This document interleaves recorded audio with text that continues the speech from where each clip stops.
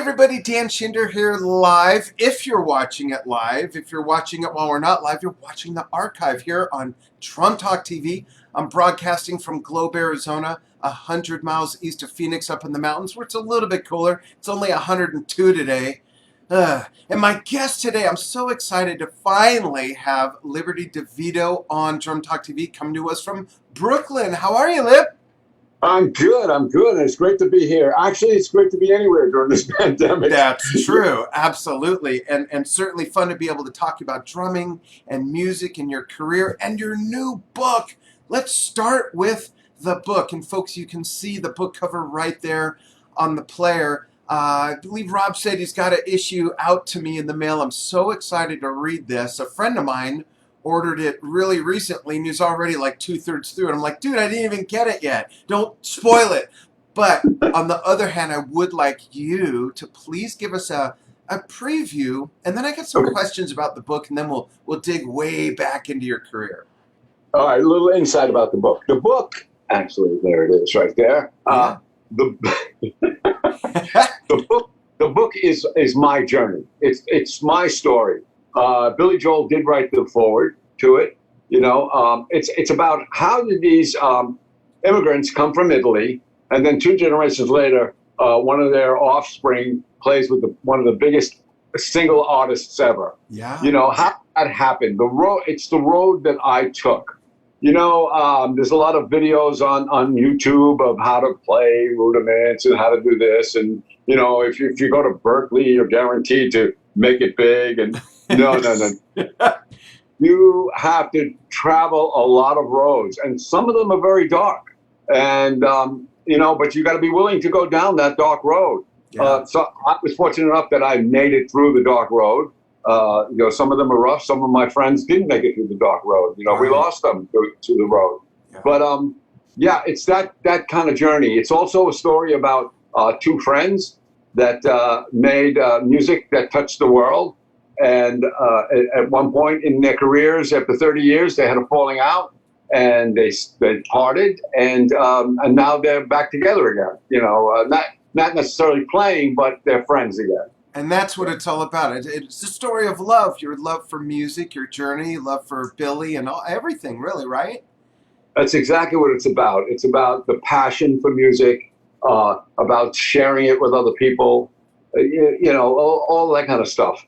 Yeah. I want to ask you a couple questions, like I said, about the book, but if you feel that the answers will be too big of spoilers, I respect that, and you don't have to answer. Okay. But one of the things I wanted to ask you was, you know, it's pretty well known that, what was it, like 15 years ago or whatever, I can't believe we're in 2020, let alone August, you know, like 15 years ago, you had the falling out. Everyone pretty much knows that. And it's cited that it was based on musical differences. I personally have never heard what those musical differences were. Do you mind talking about that just a little bit? Yeah, sure. Okay. 2020, yeah, 2020. So look, that was a long time ago when the falling out happened. Yeah. But musical differences, now that's something that bands say. Oh. You know, if the lead singer sleeps with the guitar player's wife and they fire the lead singer, it's musical differences. That's why he left. You know, instead of a real story. So if you go see Billy, you know, at the Garden now, the drummer is playing the same thing that I played on the record. You know, he's parts. Yeah, it's the music. Is not. What really happened was it was a he said, she said thing. You know, you got to understand that Billy is surrounded by so many people that he trusts to do their job, and he trusts these people. So, you know, there's the rest of the band. There's the road crew. There's management. There's all kinds of lawyers, everything like that, agents. So if somebody comes up to Billy and says, hey, Lib said this, and this happened with Lib, if Billy doesn't come to me and ask me if it's true or not, I never know what the story is, and he never knows whether it was true. He's just trusting the person that told him. Right. That's what happened. At the end, when we finally got together and spoke over breakfast, when I went to Florida in February, he said what it was, and I was like, whoa, wait a minute. No, that didn't happen. Oh, you know? crazy. So what I should have done in the beginning was stood outside his house, waited for him to drive down the driveway, and stopped his car and said, "What happened? What's going on here? Why is this happening?" But I let my Italian temper get the worst of me and Yeah. said, "Hey, frig him," Right, So, right. and he did the same thing. It was like, "Yeah, well, he said that. I'm never going to speak to him again." And, he never did Wow. until I out to him. Right. Interesting. I appreciate you sharing that because, like most people, and for the reason that that excuse was used based on musical differences, I automatically believed it. I still didn't know what to think. Well, like, what does that mean? Does that mean Liberty wanted to do the band to do stuff more like Emerson, Lake and Palmer, and Billy Joel wanted to go down the Leonard Skinner road, or like, what's going on here? What musical Right. differences? Now, musical differences is a great, excuse Yeah, to, yeah. like, So say, we're not helping you. crazy, crazy. The process of you writing this book about your lifelong musical journey and everything, how what's my question? My question really is, were there, other than the obvious, were there difficult moments that were really emotional? Not just the thing with Billy, but really like those different little dark tunnels that are part of the bigger picture that perhaps you hadn't even thought about or revisited since you wrote the book, since they Oh, happened. What was that whole process like for you as a man? oh yeah, some of it was really hard. I mean, the story starts with these my family coming from Italy. It Yeah. starts there. It talks about my father growing up in Brooklyn and his brothers, and World War II is in there. And then, as I'm growing up, Vietnam, I get my draft notice to go to Vietnam, and I'm like, throwing the papers at my father who fought the war to end all wars. It's all that whole story, my Yeah. family. It wasn't until later on that I met Billy. It's about the bands that came before me. My first band I was ever in, Right. the next band that I went to, the one band that I finally met Billy, and we just said hi in the same club that we used to play at. But the hard parts were talking about my dad, and he was, he was a violent man. I mean, he wanted to be a career criminal when he was growing up. Mm. He became a policeman, and Oh, wait, same yeah, thing. No, I'm kidding. I'm kidding. I'm kidding, everybody. Come on.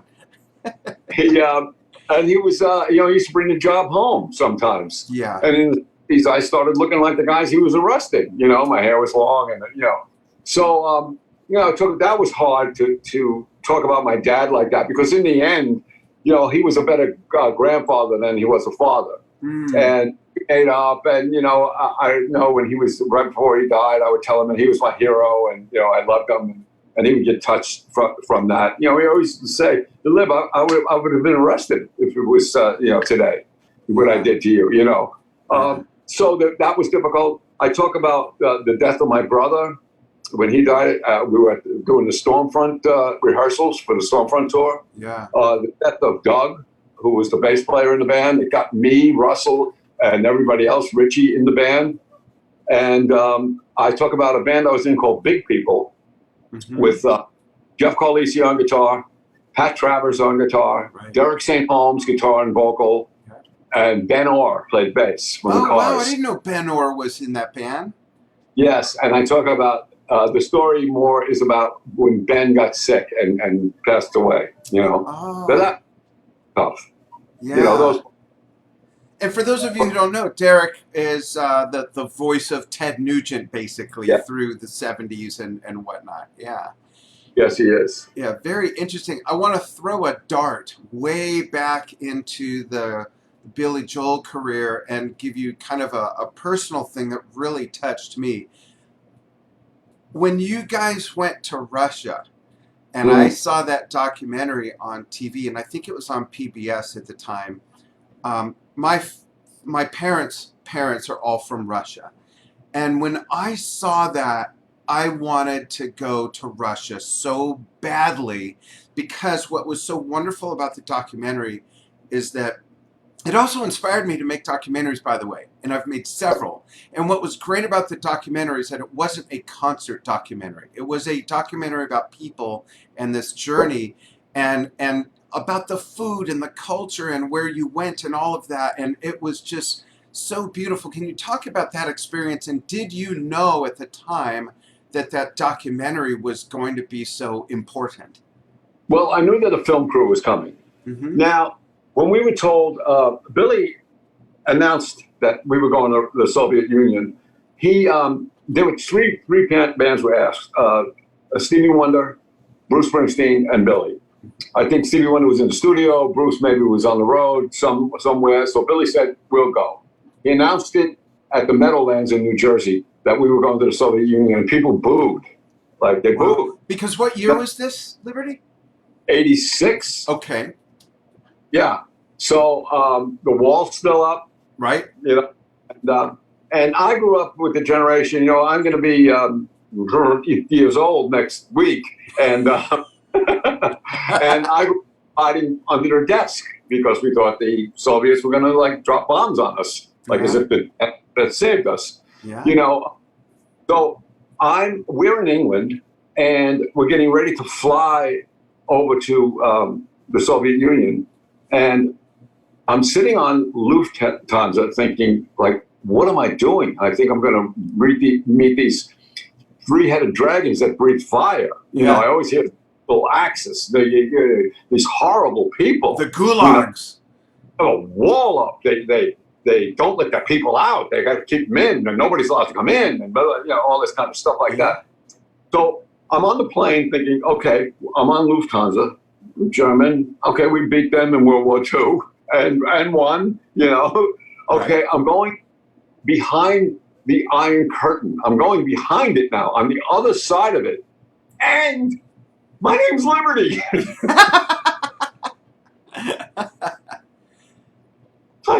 What am I doing? Yeah. Well, let me tell you something. That whole experience was like sitting at a table with my family. The people were so generous. They had nothing to give except their hearts. They kept doing this to us, like when we were playing, just like this. That's all they had to give. They had nothing. I left so much stuff there, jeans and T-shirts, and I brought little pins of American flag and the Soviet flag together, gave them to the people. They told us, bring chewing gum. They don't have chewing gum. I brought tons of gum, a whole suitcase full of stuff to give away, And we made such great friends. I mean, Billy, we did a song called Leningrad on the Stormfront album. Right. And it's definitely what it was like.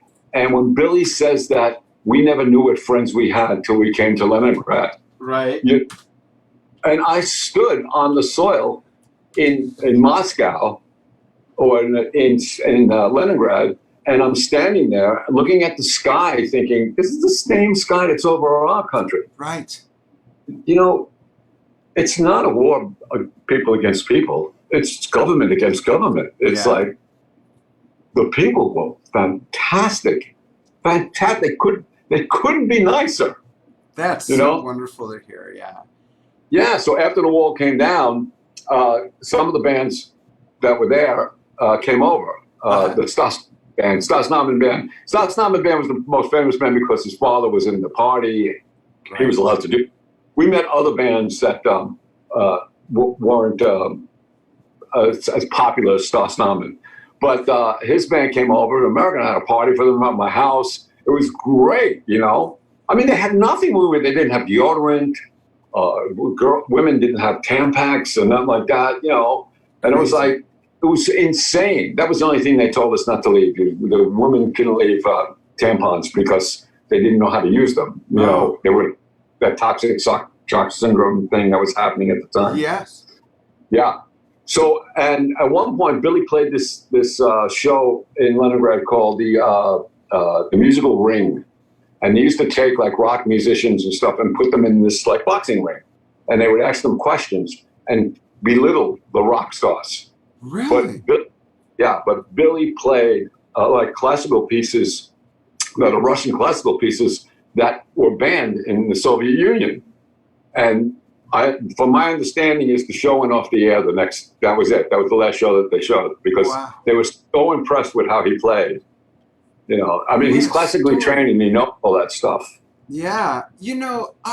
I from traveling, to different countries and having associations and relationships at different levels with people from other countries and different cultures and everything like that. The one thing I've learned about people is we really, really do all want the same thing. Yeah. Sometimes there might be a little bit of a different definition of what that is. Often there's a different path to get there. We see that in our own politics in our country. But when it comes down to it, everyone wants to be fed, have a roof over their head, have good health for their children, and educate. All those simple, simple things is really what's most important to everybody anywhere. Yeah. I mean, the people are people everywhere. Yeah. I've been around the world 12 times with Billy. And if you want to get to know people, sit down and have a meal with them. Yes, absolutely. To eat their food. And I was going to ask you next, actually, my next question was there some food that you tried in Russia for the first time that you just fell in love with?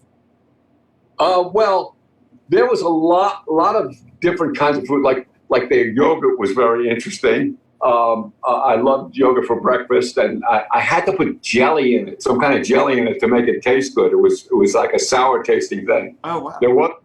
There was a time, it wasn't very clean.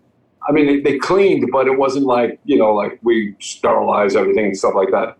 And backstage at one point, there was like this in the middle of the table. There was this lump, and it was kind of like black or something like that. So I went to stick my fork in it, and its flies flew away. Oh. That was interesting to me. Also, we had Coca-Cola. They had Coca-Cola there. And they couldn't figure out how to get enough ice. They just couldn't get the ice. They were putting ice in the glass and then run out of ice. So one of the people that were with us says, why don't you put the ice in the bucket and then put all the Cokes in the bucket to cool them off? Right. How funny. I saw an epileptic fit, and nobody knew what to do. One of our guys in the band, George Sims, had to and put something in his mouth so he wouldn't let his tongue off. Oh, wow. Yeah, so it was really interesting. That all the way down to, I told this one drummer, I saw his gear and it was just destroyed. The cymbals were ruined. And I said, I'll tell you what, you can have my cymbals after we're done with the last show. Oh. And I took all my cymbals off, gave him the cymbals, and as he was walking out, he was stopped by the police because in Russia, if somebody else doesn't have it, you can't have it back then. Oh, goodness. So they wanted to take the cymbals away from him. And he said, they're broken. And the guy said, where? And he said, look, there's a hole in the middle. And he took them. Okay, go ahead. I love it. How funny. Wow. Thanks for sharing that story. Let's go way back. And oh boy. Who did you see or hear that made you want to play drums? Well, here's the story for me. It was like, I always loved music. When I was like 8 years old, I used to mow lawns and, get the money and go to the local shop, which was a pet shop in my town that had the top 40 or the top 20 records, and I'd buy the 45s and listen to them and stuff like that. So in the 6th grade, my parents bought me drums. And I asked my dad later in my career, why the drums? Because I never said, hey, I want to play drums. Never said that. But he bought me drums. And I said, why did you buy me drums? And he said, because they didn't make Prozac when you were a kid. So I know where this is going. Yeah. So I tried to join the 6th grade school band. And I couldn't get the buzz roll and the Star Spangled Banner. So they put me on the bass drum. And how boring is that? Yeah. To play the bass drum. So I kind of got discouraged. I still dabbled on the drum set, but then, of course, like everybody else, February 1964, there they were. Yeah. On the Ed Sullivan Show. And then I pointed at the TV and I was like, I want to do that. That's what I want to do. I want to tour the world with my friends, And so that really got me going. But as I was playing the drums, practicing to all those Beatle records, tried to go for lessons again, but nobody would teach me how to play like Ringo because they thought he was terrible. Right. I eventually got old enough now. There was the Young Rascals. So Dino Dinelli from the Young Rascals, he blew Ringo off the seat for me. Yeah. He was my guy. And when I was 16 years old, I actually got to meet them. Long story how it happened, but I got to go backstage and meet the Rascals. Wow. And they were another bunch of guys that were just like talking to your family, Yeah. you know? And the way they treated me at 16 years old, you know, Dino taught me how to flip the stick and all that kind of stuff. And the way they treated me at 16 years old led me to how I treat people today. It's like, that's great. Everybody is special that comes to you. Everybody, because they are so excited to meet you. It's so easy to be nice. It's harder to be mean than it is to be nice. Yeah, you're right. And you know, they're going to get there maybe 5 minutes to talk to you. Well, what does it mean? You know, I mean, just be nice. Yeah. And because Rascal was so nice to me. That's really something. I said, you set the way I talk to people and how I treat people when they come backstage and stuff like that. You were so nice to me. He said, you must have caught me on a good day.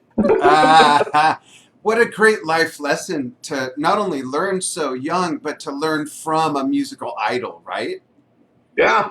Yeah. Because I know that there are some people who have met someone they've looked up to in music and ended up being really disappointed, you know? Yep. And I've never had that experience, but that's just gotta suck. You know, you look up to someone, you finally meet them, and then they're like Grouch on Sesame Street or something, you know? Yeah. It was one in a band that's named after a bird that's this country bird, you know, the one that the United States uses. Yeah. This band has the same name. They're one of those guys. And I was like shocked, like, ooh, this guy's like, you know, what's he think he is? You know? Yeah, people are people. Me and Kenny Aronoff was standing in the hall. We were doing a benefit. He was playing with Fogarty maybe at the time or something like that. And we're standing there, and that same band comes walking down the hall. And me and Kenny are talking, and the security guy comes over and goes, "You guys got to go in that room over there." We're like, "What?" He goes, "They're coming down the hall." I was like, stupid. That is, did you stick your foot out the door and trip them? Yeah. So I maybe heard twice in my life. I saw the DeVitto backstage. I said hello, and he didn't say anything to me. He just went right by. And I write the guy on Facebook. I said, look, first of all, I don't remember doing this. And if I did, maybe I was in a rush to see one of my kids that was off, the side of the stage. Or maybe I didn't hear you say hello. Yeah. You know? Yeah. So right now, I'm writing this. Hello. So Dino Dinelli, Ringo Starr, what are their early drumming influences or other musical influences as well? Okay, well, there was the band Traffic. You know Traffic? Yeah, yeah. Jim Capaldi, big influence. Traffic was a big influence on both me and Billy. I didn't know that. Wow. Yeah, and you can hear it like when we do the song on 52nd Street called Stiletto. It's got that same pulse. That's true. Even The Stranger has that same thing. Yeah. You know? Yeah. So, yeah, he was a really big influence on me, you know? And then later on, of course, there was Hendrix and Mitch Mitchell. Yeah. I mean, Ginger Baker and Mitch Mitchell. And then the later ones, Bernard Purdy. Hal Blaine, always one of my favorites. Even before I knew that 6 of my favorite drummers were Hal Blaine. Yeah. You know? Yeah, right? It's funny you mentioned Hal, because that's a weird part of my musical background is that I started playing early when I was 7. So that was 1970, early 1970. And I grew up in a home where my parents constantly had music on. And they listened to basically everything Hal played on. They listened to Simon and Garfunkel. They listened to The Fifth Dimension. They listened to all these things he played on. And I never knew any of that until right before I started Drum Talk TV, actually. And then I interviewed him 4 months later, the same week of my 50th birthday. So that was like my birthday present to myself. Wow. And it was just an amazing experience. The stories, if you ever talk to Hal, the stories and everything. And then and then in 2019, when we left the NAMM show, the Monday after the last day of the NAMM show, I had arranged to spend that day with Hal, and I actually did his last interview. And we talked about all kinds of stuff we somehow didn't cover in the first interview for 3 hours. He was just such a wonderful, kind, gentle person, and just so forthgiving with all his experiences. He didn't hold anything back, You don't have the same type of experience as you. At that same NAMM show, I played with Ronnie Spector when she played that big thing there. And Hal Blaine came up, and we did double drums on Be My Baby. Oh. And that last live show that Hal did. Yes. Wow. Yeah. I didn't know about that. Yeah. Wow. Crazy. As time went, what's that? He was such a great guy. Yeah, he really was. I think, right up there, I've got Dan Chinder, the Drum Talk TV guy, Hal Blaine, and let's see, it's right. That one next to the telescope is the Hal Blaine drum head, and it's got the stamp. Oh, wow, I'm pointing into my head. I'll tell you what. So the Hal Blaine Strikes Again stamp that he used on his music. So for those who don't know, when the Wrecking Crew was doing their thing, they'd show up at the studio, and someone would say, we're going to record this, this, and this.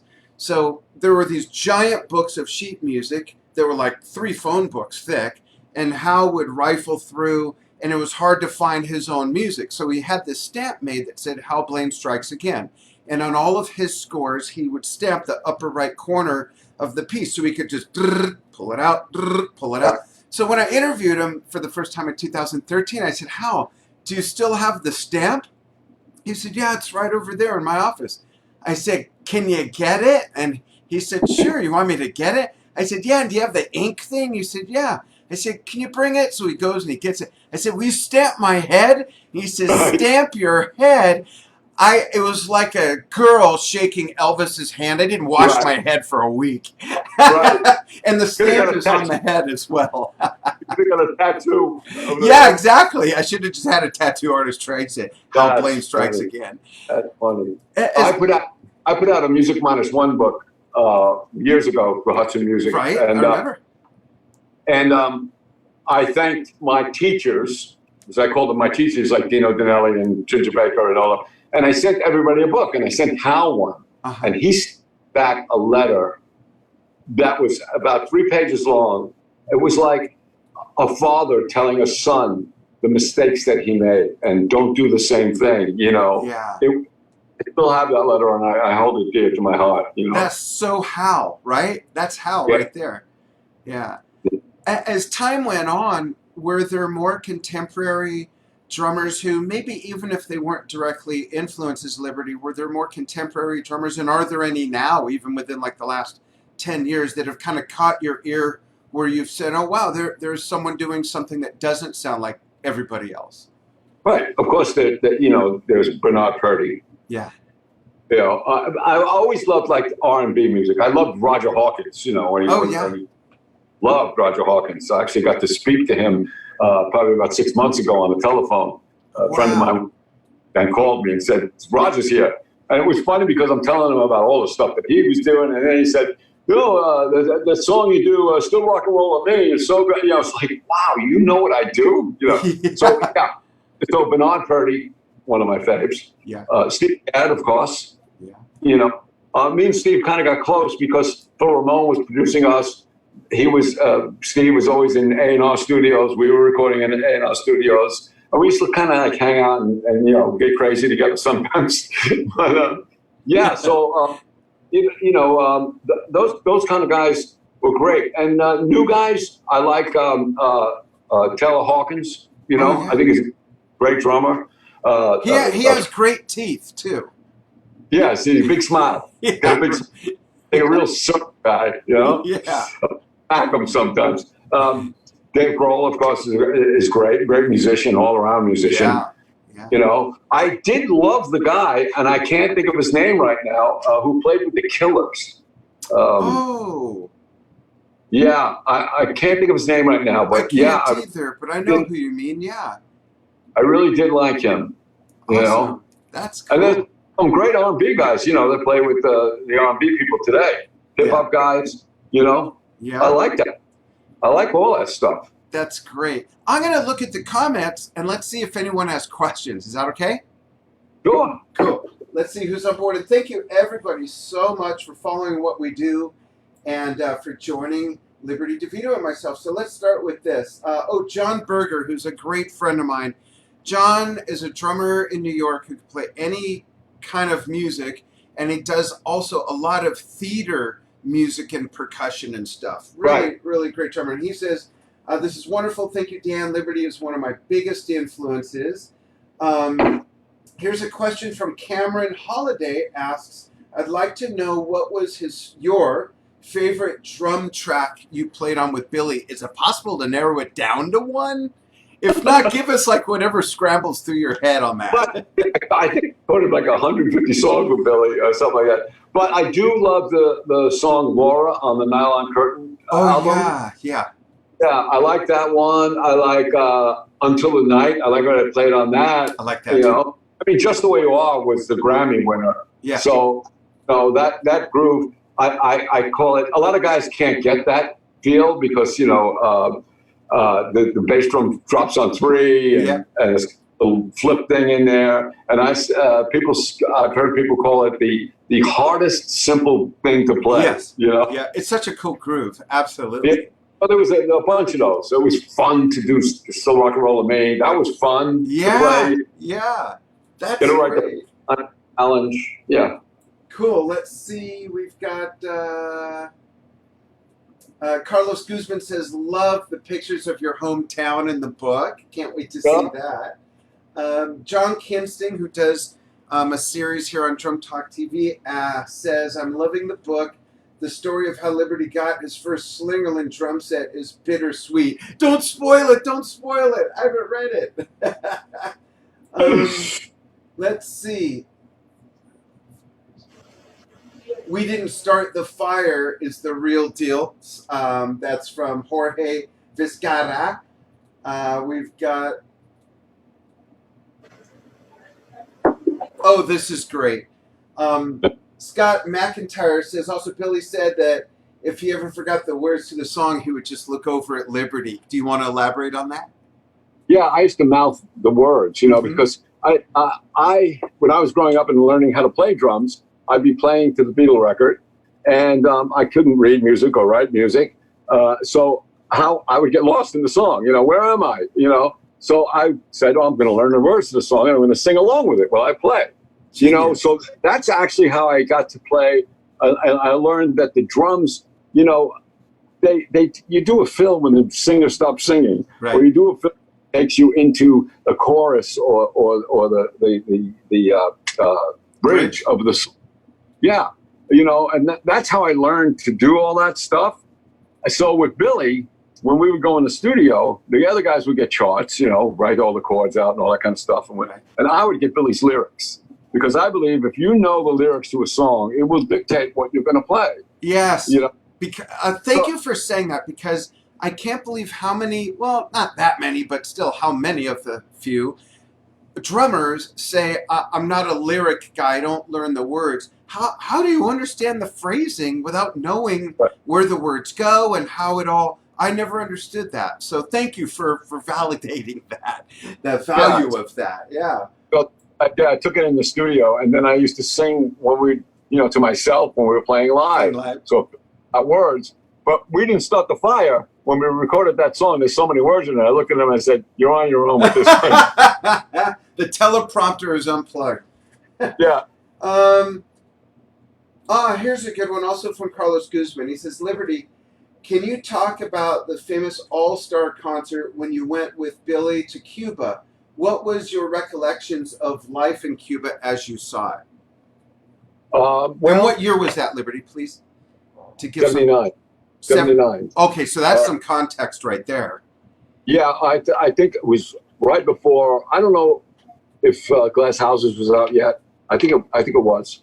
But anyway, we went with 150 other artists from Columbia Records. Steve Stills, Rita Coolidge, Mike Finnegan, Tito Puente, all different kinds of music. We played the Karl Marx Theater in Havana, Cuba. It was 5 days. for every American band, there was a Cuban band that Wow. went on, and it was really, really good. I mean, the city itself, the buildings were decaying because they were getting no help. They must have the most amazing mechanics in Yes. Cuba. We were picked up in a Ford Falcon from the airport with ball tires, driving to this hotel in the rain, Oh. and the car running like in top shape. And we cut off Cuba from sending them things. So I don't know where they got their parts from, Yeah. black market, or no. But Yeah, the cars are amazing there, right? Yeah. Yeah. Yeah, real. The people were amazing. Again, like, you have to go to meet the people. Forget the government. Meet Yeah. the people. Right. You know, and I understand some of these poor countries. You know, they see the wealth that we have, and they kind of like, they get upset about it because they don't have what we do. Yeah. But people are like, they want to know about us. Kids came on the beach and they hung out with us, but we were always watched by armed guards and stuff. Yeah. But it was cool. I mean, the mojitos, man. Woo! Oh, wow. Yeah. Yeah. When they had octane in them back then.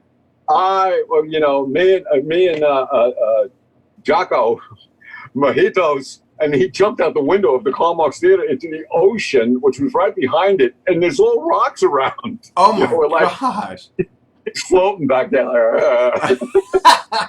As soon as anyone says the word Cuba, even if it's not in the context of a musical discussion, I always think of this CD that my father turned me on to, which is the Buena Vista Social Club, which is not heavy on percussion, but it is beautiful Cuban music made by some older gentlemen. There's a little sign of the times there.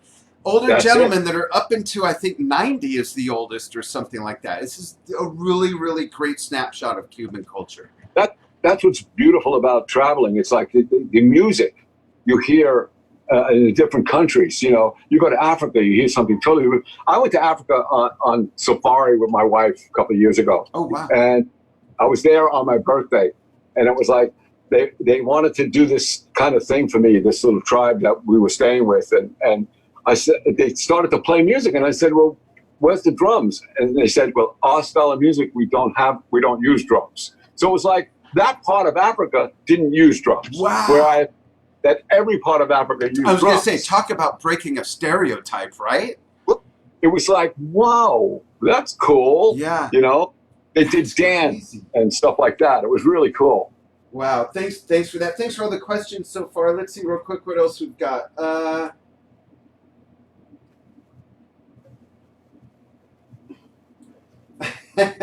So here's from Scott McIntyre. Says, I could tell in a microsecond when it's Mr. DeVitto playing.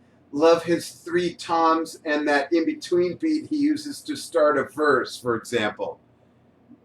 All right. So I got the three back again with the Lords of 52nd Street. I'm playing with the three toms again. Yeah, catching a bit of your trademark there. And then I just saw another one fly by I want to get to. Oh.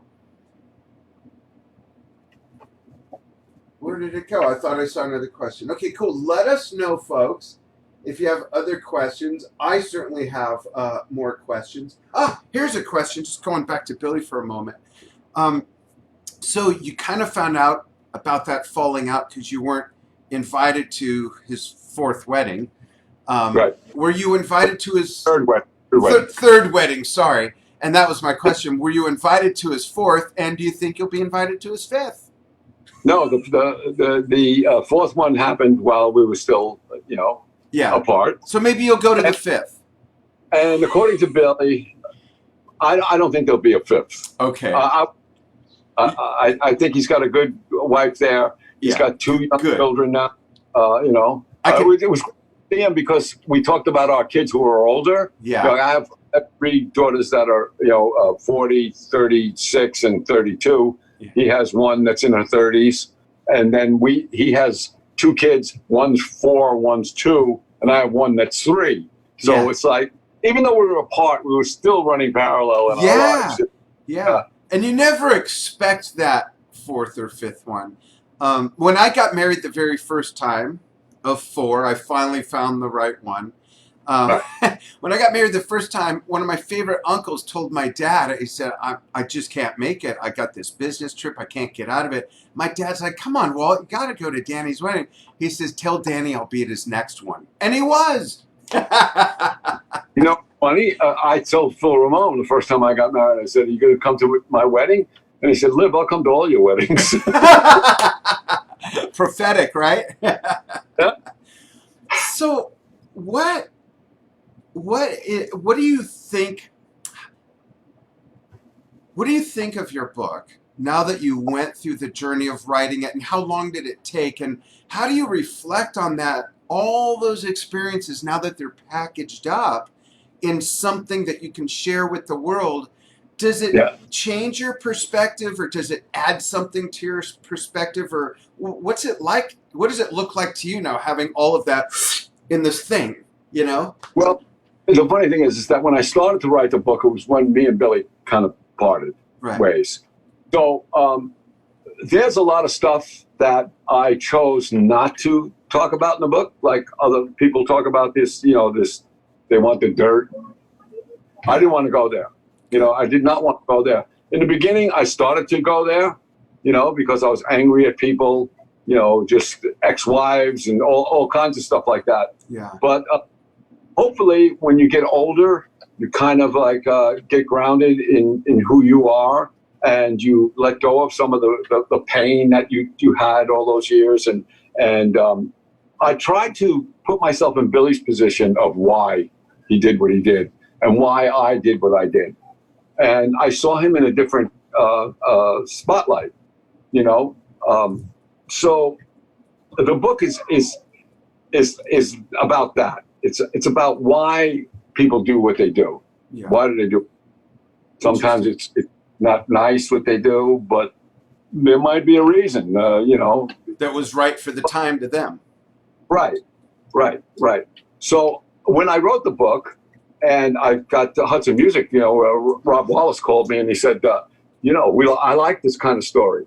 And I said, okay, cool. And my wife said to me, I got really excited. And my wife said to me, she goes, if you sell one book, your children have a history of what you did and your family history.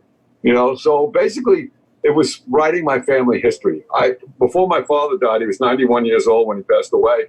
I interviewed him, my aunts, just to find out about the family. Yeah. Where did I come from? Yeah. Because I'm from, man, you're real relaxed after that. Yeah. Do the things you do. Why was I violent? Well, your dad used to do these things to you. Why did I carry on that thing and had to break it, finally after a while? But help, life coach. I had a life coach for years, tried to talk me down. Off the ledge? She took the ledge every now and then, too. Yeah. Yeah, interesting. Wow. Let's just check real quick and see. Okay, so here's a musical question for you. A couple, actually. Let me start with... Okay, so Chris D... if I'm pronouncing this correctly, see how my Italian is. Chris Di Chiara is saying, is the Music Minus One DVD still available? That's a great question, is it? No, it's not. But I do own the rights to it now. Okay. I bought them. And Rob actually is shown a little interest, like when the book dies down, maybe we can do it again. Great. Put it together. Oh, I think that would be great. Especially in light of the book coming out and everything. I mean, let's face it, that's going to generate, it's going to rekindle a lot of interest for people who know who you are. It's going to introduce you to a lot of younger people who don't know who you are. And then for you to release that, it's part of your history that they just learned about. I think it'd be great to put that out. Right. Well, the music is still alive. I mean, it's funny. When we were doing Glass Houses and Richie Cannata did the sax solo on Still Rock Roll to Me, Phil Ramone told them, play a solo that people will remember 20 years from now. And Richie was like, what, are you kidding me? Nobody's going to be listening to this 20 years from now. Well, it's been 40 years. Who would have ever thought, right? Unbelievable. And that raises a question kind of like the one I asked you about the Russian trip and the documentary. Through the course of putting out these albums, putting out these hits, winning Grammys, touring the world 12 times, when you're in it, were you able to see past it? Meaning not what you're going to do next, but did you ever give any thought to the longevity? Did you think, hey, it'd be great if this was on the radio for 5 more years? Or did you have any ideas that 20, 30, 40, whatever years later, you'd still be playing these songs and whatnot, and that people would love them? No. With each album, we just, I lived in a bubble for 30 years. Right. It was a Billy Joel bubble. That's what it was in. Yeah. The part was when it burst, it popped. Yeah. That guy anymore that was in the bubble with Billy. But so when we were recording those songs, I mean, for years, it was just us friends. We were friends. Like Russell Jabbers, I known him since he was 15 years old. Wow. We were in bands together before we played with Billy. Yeah. Doug was in band with us before we played with Billy. So we were just friends doing what we loved to do. If it was a hit, wow, bonus, But after that first album, The Stranger, we knew that the record company was behind Billy. Yeah. And so everything we did, if it was, well, of course, it was quality stuff that Billy was doing and Phil was producing, the record company really got behind it. Yeah, interesting. But we never thought about it. You don't think about it. Yeah. Here's a question from Frank V. He says, "Come on, Dan, ask him about the drum track for Pressure." Yes. What about it? What do you want to know? What about it, Frank? Why don't you go ahead, Liberty, and give us like a kind of? Oh, Joe Franco's watching. Hey, Joe, how are you? Hey, Joe. Hi, Joe. What a great guy. Yeah, why don't you break it down? How would you, if you were teaching someone that drum track, how would you break that down? I'd say listen to this record. Over and over, right?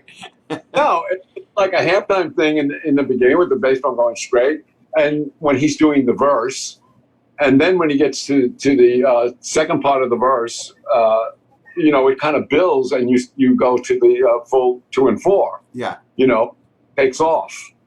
It's again playing with the lyrics again. Yeah. Feeling the emotion of the song.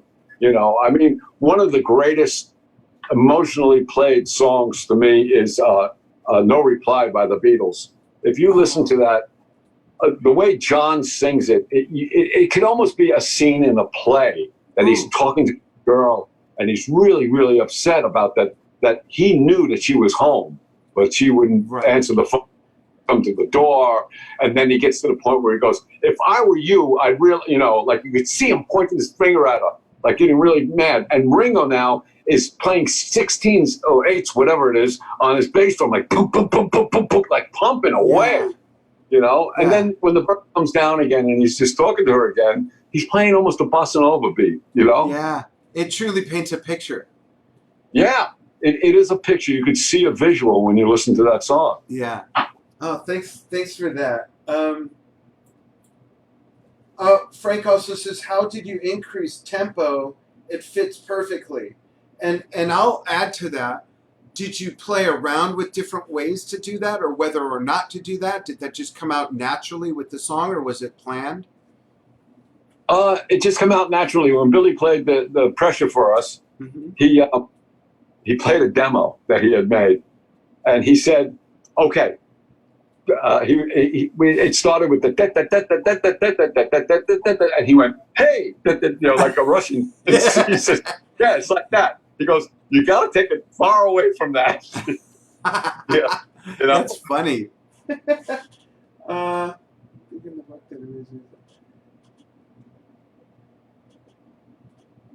Oh, so here's something a lot of people don't know, and I don't think this spoils the book, but to me this will make people want to read it more. What surprises Chris DiChiara again. He says, one thing about the book that amazed me is that Liberty had a major say in a lot of the songwriting, and a lot of people don't know that. Yeah. No, a lot of people assume that you go in, Billy hands you charts, and you play what's on the chart. He makes up everything. No, it's great. Rich Redmond, right? Yeah. He's a great drummer, and what a great guy. Yeah. And I did a camp for him, and they had country guys, country drummers, and all the country drummers got up to the same story about how they go in. The artist plays the demo that sounds like a completed record, and the artist says, "I just want you to copy this exactly note for note, but I just want to record it again." Yeah. I got up there and I said, "I go in the studio. Maybe the guy has an idea for a song. Maybe the guy has a verse, and we have to create from the bottom up." Yeah. That's how we did those records. It was very rare. When we started an album, Billy maybe had 1 or 2 songs that were complete. But you hear him when he finally, he'll run it past the band, and if it would swing, he'd go home and finish it. Yeah. And when you hear him play it on the piano and sing the song, you think like, that's a great song. Like something like Just the Way You Are, you go, that's a great song. I want to be on that record. Right. What am I do to get on that record without stepping all over it? Yeah.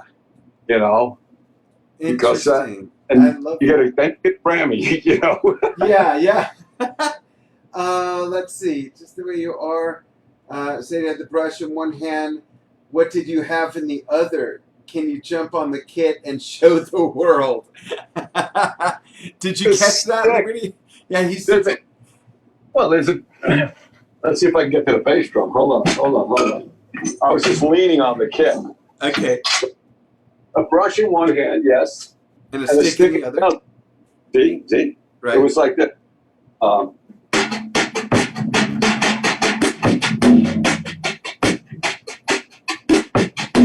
And the reason why the brush is because it was the same timbre as the guitar. When you heard it, what blended really well with that. Yeah. So I was just playing this when we were just learning the song, and then Phil Ramone kept doing something in the control room, and the next thing I knew, it became this. And it's every time Billy stopped singing. Go changing to try and please me.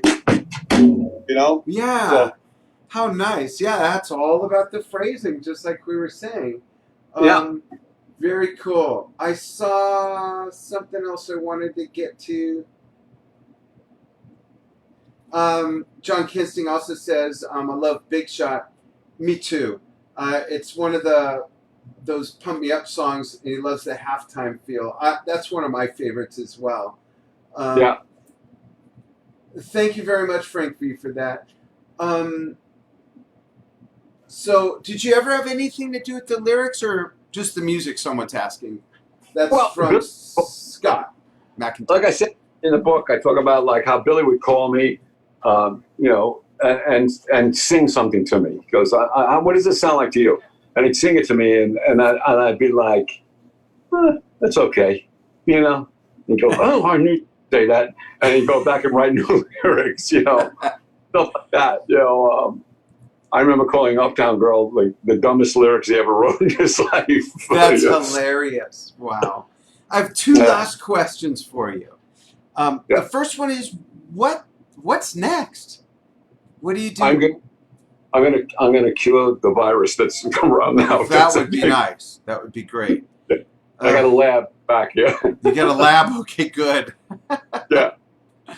Do you have any plans?